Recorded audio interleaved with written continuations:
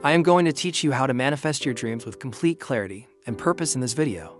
There are 3 things that you have to master, and the third one is the most important. So make sure you watch till the end. Now, before we start, I want you to think about something that you desire, something that you really want to manifest. Let's call it your dream scenario. It could be anything from winning the lottery or meeting your soulmate, to starting a successful business or getting your dream job. Whatever it is, just know that it is something that you truly desire and that you believe will bring you happiness and fulfillment. Once you have that dream scenario in mind, I want you to ask yourself, why do you want this? Really dig deep and try to uncover the true reason behind your desire. Is it because you believe it will make you happy or fulfilled? Is it because you want to prove something to others? Or is it because you think it will solve all of your problems? Whatever your reason may be, I want you to understand that there is nothing wrong with wanting what you want. We all have desires and dreams that we're passionate about, and that's what drives us forward in life. But here's where it gets interesting.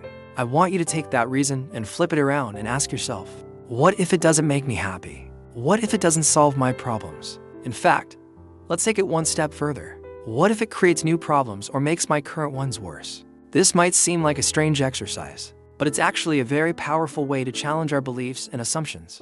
You see, when we set out to manifest something, we usually do so with a lot of conviction and belief. We think that if we just put our mind to it and work hard enough, then we can achieve anything we want. And while that's a great mindset to have, it's not always accurate. There are many factors at play when it comes to manifesting our dreams. And sometimes the things we want may not actually be what we need or what will ultimately make us happy. That is why it is important to challenge our beliefs and assumptions, and to be willing to change course if necessary. By doing this, we can avoid wasting time and energy on something that will ultimately lead us nowhere, and instead focus our attention on what will truly bring us joy and fulfillment. Have you ever heard the phrase, if it doesn't serve, let it go?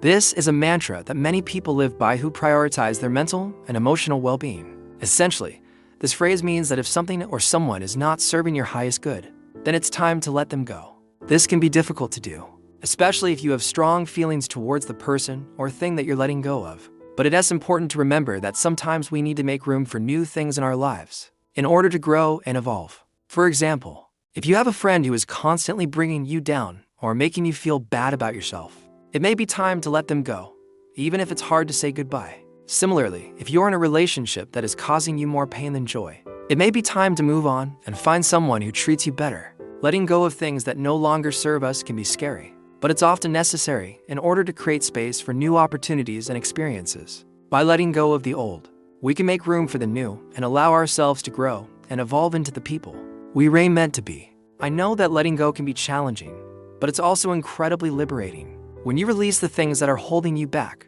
you open yourself up to a world of possibilities and potential. So if something isn't serving you anymore, let it go and see what happens. You never know what amazing new opportunities await you on the other side. In his book, The Power of Now, spiritual teacher Eckhart Tolle teaches that we are all connected and that there is a higher power or presence that is always with us. He calls this the ground of being or the source. According to Tolle, when we tap into this source, we realize that we are not separate from other people or from the world around us. Instead, we are all part of a greater whole. One way to connect with this source, according to Tolle, is through meditation and mindfulness. By quieting the mind and focusing on the present moment, we can access a deep sense of peace and stillness that connects us to everything around us. Another way to connect with the source, he says, is through acts of service and kindness. When we help others and show compassion, we are reminded that we are all interconnected and that our actions have an impact on the world around us. Tolle also teaches that when we recognize our connection to all things, we can begin to experience a deep sense of gratitude and appreciation for life. We realize that we are truly blessed to be alive and that every moment is a gift. By embracing this mindset, we can transform our relationship with the world around us and live a life that is filled with purpose and meaning. Now let's talk about the third point, which is the most important one, non-duality. Non-duality is a term that is often used in spiritual and philosophical circles to describe a state of consciousness in which there is no separation between subject and object, self and other, or mind and matter. In other words, it is a recognition of the interconnectedness of all things. When we approach the world with a sense of non-duality, we are able to see beyond the superficial differences between people and things and recognize the underlying unity that connects us all. This can lead to a deep sense of peace and harmony, both within ourselves and in our relationships with others. So how do we apply non-duality to our daily lives? One way is through meditation and mindfulness practices. which can help us to quiet the mind and focus on the present moment. By doing so, we can begin to see the interconnectedness of all things and the impermanent nature of our thoughts and emotions. Another way to cultivate non-duality is through acts of service and compassion.